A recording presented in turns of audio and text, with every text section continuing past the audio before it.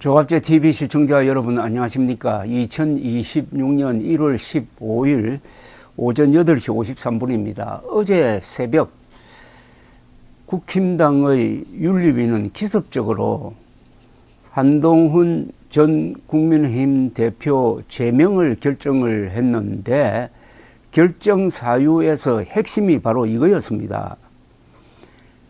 해당 계정의 명의자가 한동훈 전 대표로 확인되었다. 피조사인이 게시글을 작성한 것으로 판단된다. 요겁니다. 해당 계정의 명의자가 한동훈 전 대표로 확인되었으므로 피조사인이 게시글을 작성한 것으로 판단된다. 당원 게시판 글을 작성한 사람이 한동훈 전 대표라고 딱 못을 박았습니다. 요게 근거해가지고 제명을 결정한 겁니다. 그런데 조금 있더니 정정공지가 나왔어요. 정정공지는 어떻게 나왔느냐? 윤리위가 각 언론사 기자들에게 정정공지를 했는데 이겁니다. 내용이 이렇게 바뀝니다. 징계 대상자가 직접 게시글을 작성했는지 여부는 확인이 불가하고 수사기관의 수사 과정에서 밝혀져야 하는 부분입니다.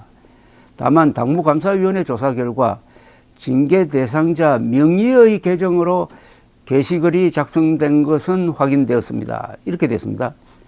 그러니까 앞에는 피조사인이 게시글을 작성한 것으로 판단된다고 딱 못을 박았다가 징계 대상자가 직접 게시글을 작성했는지 여부는 확인이 불가하지만은 당무감사위원회 조사 결과에 따르면은 징계 대상자 명의의 계정으로 게시글이 작성된 것은 확인되었습니다. 라고 고친 겁니다. 그러니까 당초와 달리 한동훈 전 대표가 썼다는 확정은 없다. 이렇게 지금 고백을 한 겁니다. 정정을 한 겁니다. 이걸로 제명 결정은 잘못되었다는 것을 고백한 셈인데 또 정정이 나옵니다. 몇 시간 뒤에 또 이런 정정이 나와요. 두 번째 정정입니다. 당무감사위원회 조사 결과를 토대로 징계 대상자 가족 명의의 계정으로 추정되는 게시글을 확인하였습니다. 그러니까 한동훈 전 대표가 썼다고 하더니 그건 온데간데 없어져 버리고 당무감사위원회의 조사 결과를 토대로 징계 대상자 가족 명의의 계정으로 추정되는 게시글을 확인하였습니다. 가족이 게시글을 썼다는 것은 다 확인된 겁니다. 이미 확인된 건데 이걸 또 올려놓으니까 이제는 확실하게 이번 한동훈 제명은 허위 사실에 기초해서 제명을 했다 하는 것을 고백한 겁니다. 한동훈 전 대표가 썼다고 하다가 한동훈 전 대표 명의로 썼다고 정정을 하더니 이제는 한동훈 전 대표 가족 명의로 추정된다고 정정을 했습니다. 한동훈 전 대표가 썼다고 해서 제명을 결정을 했는데 제명 결정해놓고 보니까 한동훈 전 대표가 쓴 게 아니고 한동훈 전 대표 명의로 누군가가 썼다고 하다가 나중에는 그것도 아니고 한동훈 전 대표 가족 명의로 추정된다고 했는데 가족 명의로 글을 쓴 거는 이미 다 알려지고 공개된 겁니다.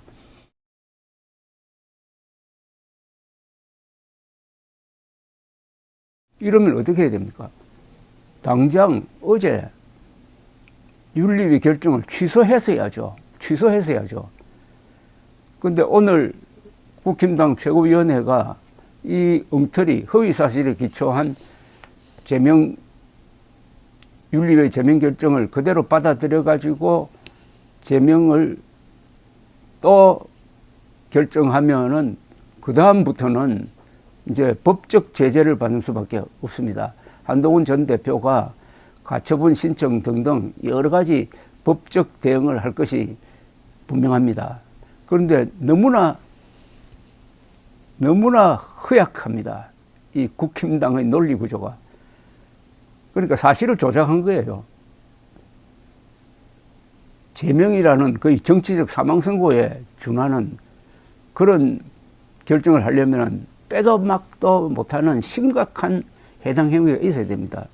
그게 아니고 빼도 박도 못할 정도로 허위 사실을 조작했다는 것이 자신들의 고백으로 확인된 겁니다. 자신들의 고백으로. 이게 가장 확실한 증거죠. 재판에 가면은. 그러지 않아도 이호선 당무감사위원장은 한동훈 전 대표가 허위사실 명예훼손으로 고소를 하니까 입장문을 냈는데 뭐라고 했느냐. 거기서 한동훈 장인 이름으로 선거처럼 공개한 게시글은 그게 한동훈 장인 이름이 아닌 줄 알면서도 자신이 일부러 그렇게 했다라고 자신의 조작 사실을 스스로 자백을 했습니다. 아무 관계없는 사람이 쓴 글을 한동훈 장인이 쓴 글로 공개를 해가지고 그걸 블로그에 올리고 했다 이겁니다. 그런데 자신도 그게 한동훈 장인이 쓴 게 아닌 줄 알면서도 올렸다. 그런데 그 뒤에 설명을 뭐라고 하냐. 이렇게 하면은 반론과 소명을 할 테니까 오히려 우리가 공정하게 조사를 한 게 되지 않겠느냐라고 했습니다. 조작한 것을 자랑했습니다. 이건 맨정신으로 하는 사람입니까? 그런데 윤리비가 그런 사안에 대해서 제동을 걸 생각은 안 하고 거기에 플러스 알파를 해가지고 이번에는 한동훈이 게시글을 썼다라고 단정을 해서 제명을 결정했다가 두 번 정정을 해가지고 제명 사유를 취소해버린 겁니다. 그러면 제명 사유를 취소했으니까 최고위원회도 뭐 어떻게 하죠? 다른 이유를 또 하나 더 만들어냅니까? 점점 수렁에 빠지고 있습니다. 점점 수렁에 빠지고 있습니다. 이게 어제 새벽에 했다는 게 중요합니다. 새벽에 기습하는 사람은 김일성이하고 저 범죄자, 도둑놈이나 뭐 강도밖에 더 있겠습니까? 왜 새벽에 합니까? 새벽에 기습하는 것은 부끄러운 일을 감추기 위해서 한다는 뜻 아닙니까? 아니, 제명을 하는데 왜 부끄럽습니까? 부끄러운 사람을 제명하는데 왜 제명하는 사람이 이렇게 부끄러워가지고 숨어서 새벽에 기습적으로 합니까? 이게 바로 윤석열 세력, 윤석열 잔존 세력, 이 극우 세력의 행태입니다. 제가 여러 번 이야기하지만 이 극우는 보수가 아니고 보수의 반대말이고 극우와 가장 가까운 게 극좌라고 했어요. 지금 극좌, 김일성이가 한 기습 남침이나 극우, 장동혁 세력이 한 기습 제명이나 뭐가 다릅니까? 같죠. 그래서 제가 이들을 극우 컬트 그룹이라고 하는 것입니다.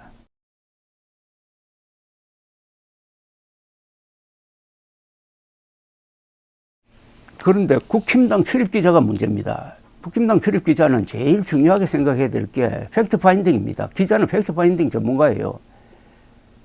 이 제명 사유가 이게 옳으냐?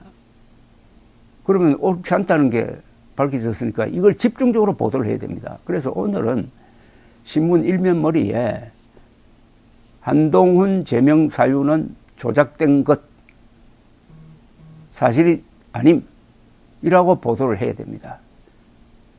그러면은 장동혁 세력도 제명을 하지 못하게 될 겁니다. 그런데 어떻게 하고 어떤 식으로 보도를 하고 있습니까? 장동혁은 이렇게 주장하고 한동훈은 이렇게 주장한다 해가지고 정쟁으로 몰고 가고 있습니다.